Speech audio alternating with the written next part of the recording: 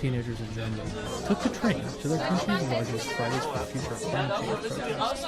They wanted adults to follow their lead.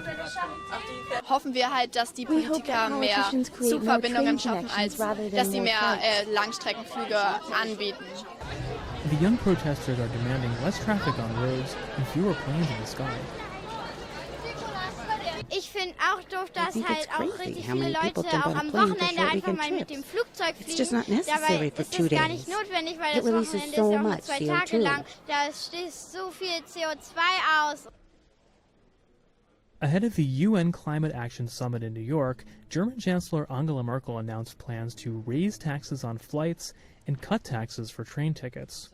Her government also pledged to invest $1.1 billion every year until 2030 to modernize the train network so it can cope with an expected increase in riders. Some of that money will be spent on zero-emissions, battery-powered trains. They'll replace diesel trains that release CO2 and contribute to global warming. Battery trains are made by the Canadian-based aerospace company Bombardier in a suburb of Berlin. Stefan von Mach, chief engineer of the battery train program, says they'll enter service next year.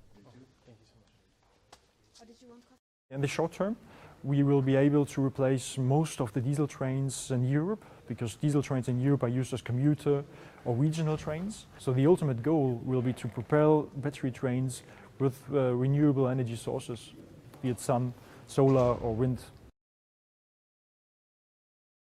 The steel wheels on trains like this make trains 10 times more efficient than electric buses.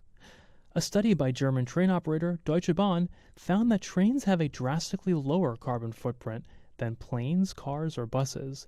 Yet many people are still flying short distances, and that bothers young climate activists like Stella Mitarake. But we have the problem in Germany that the prices for trains are much higher than for flying. So people also make short flies to get, for example, from Berlin to Munich, although the train only takes 4 hours. German youth protesters say the government's train investments are a good start, but do not go far enough. Chancellor Angela Merkel, for her part, has acknowledged this, saying her government's plan would fall short of what she called, quote, impatient young people's expectations. Michael Scaturo for VOA News, Berlin.